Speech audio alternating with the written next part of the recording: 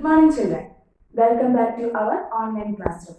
Today, we are going to discuss about place value of two-digit numbers, representing numbers on abacus, and the concept of 100. Let us start. First, we will discuss about place value. Do you know what is place value? In math, every digit in a number has a place value. The place value can be defined as the value represented by a digit in a number on the basis of its position in the number. Here, we are going to learn about the place value of two-digit number. Do you know what is a two-digit number? A number which contains two digits.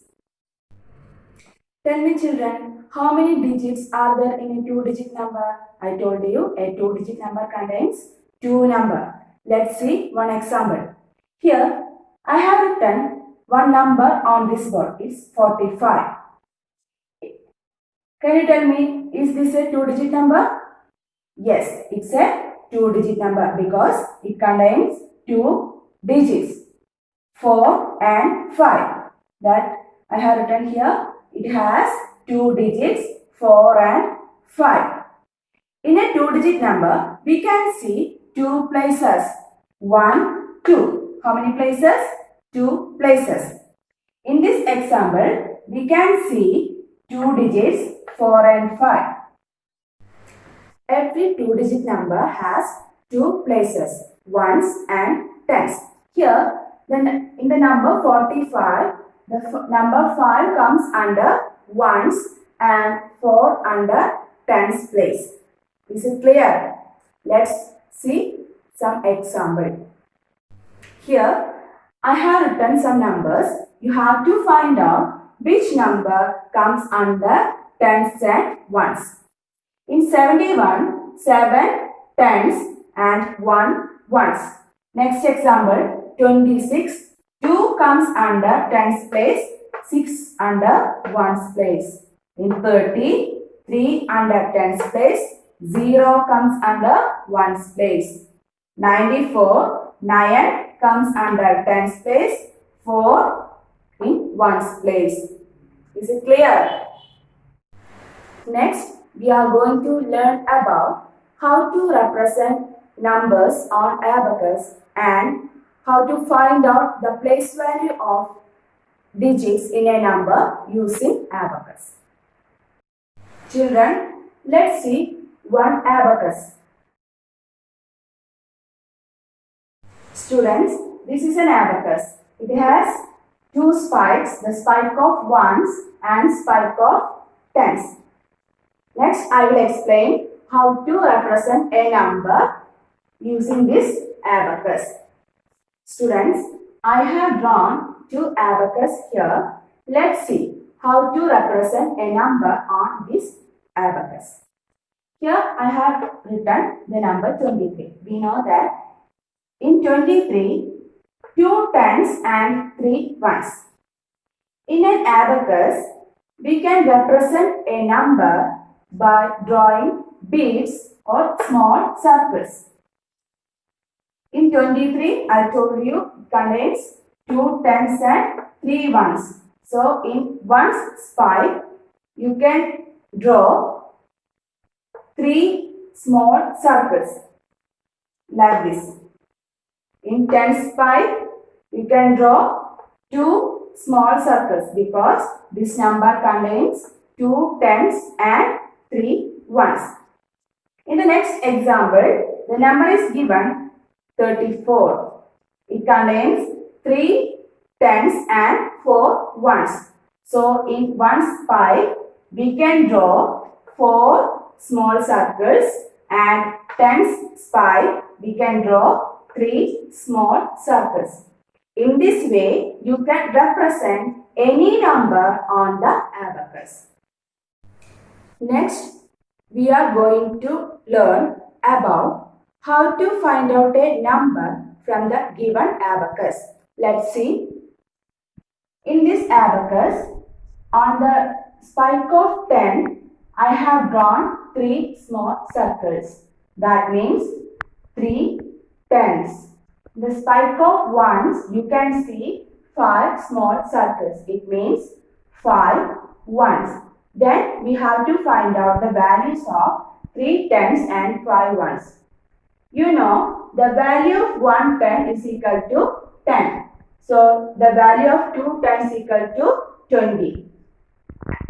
Value of 3 tens is equal to 30 and so on. So, here we can say the value of 3 tens is equal to 30. Then, you know the value of 1 is equal to 1. 2 ones is equal to 2. 3 ones is equal to 3. So, we can say the value of 5 ones is equal to 5. Then, we have to add these two numbers. 30 plus 5, we got 35. In this way, we can find out the number from the given abacus. Next, we are going to discuss about how to find out the place value of a digit in a number using abacus. Here, I have shown the number 23 on this abacus. We can understand that this number contains 2 tens and 3 ones. We have to find out the place value of 2. From this abacus, we can understand that 2 comes under tens place. So, we can say the place value of 2 is 2 tens. We know the value of 2 tens, that's equal to 20. So, the place value of 2 is equal to 20. Next, the place value of 3. Here, the 3 comes under 1's place. So, we can say that the place value of 3 is equal to 3 ones. Then, the value of 3 ones is equal to 3. So, we can say that the place value of 2 is equal to 20 and the place value of 3 is equal to 3. Children, let's solve one example. Write the place value of the underlined digit. The first number 27. Here we have to find out the place value of 7. We know that the 7 comes under 1's place. So the place value of 7 is 7 ones, that's equal to 7. In the next number 13, we have to find out the place value of 1. We know the 1 comes under tens place. So what is the place value of 1? That is 1 tens is equal to 10. In the next number 85, we have to find out the place value of 5. So 5 comes under 1's place. Then we can say that the place value of 5 is equal to 5 ones, that's equal to 5. The last number 36, we have to find out the place value of 3. 3 comes under tens place. So we can easily say that the place value of 3 is equal to 3 tens, that's equal to 30. In this way, we can find out the place value of digits in a number. Is it clear to you? Yes. Next, we are going to learn about the concept of 100. Here, I have drawn small squares. In each square represent ones. Do you know the value of ones? It's 1. In each column, I have drawn 10 squares. It means tens. 1 10 is equal to 10. So, we have total 9 columns. That means this is 9 tens. We know the value of 9 tens equal to 90. Then I add 9 small squares with this group of squares. 9 small squares represent 9 ones. So total we have 9 tens plus 9 ones equal to 99. How many squares we have now? 99. Then I add 1 small squares with this 9 squares, we got a group of 10 squares, that is 110. We know the value of 110, that's equal to 10. If we join together the 9 tens and 110, we got 10 tens. Do you know the value of 10 tens? It's 100. The value of 10 tens equal to 100. That means if we add a number 1 with 99, we got the number 100.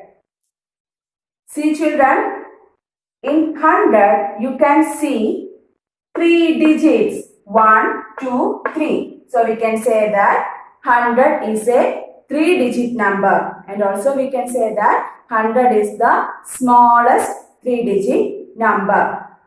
Can you tell me what is the smallest 2-digit number? It's 10. So 100 is the smallest 3-digit number. Students, I think you understood the topics what I taught today. You have to open the textbook and try to do the exercise in it. I attached the notes of lesson and a worksheet under this video. You have to open it and do the problems in it. Let me conclude today's session. Thank you.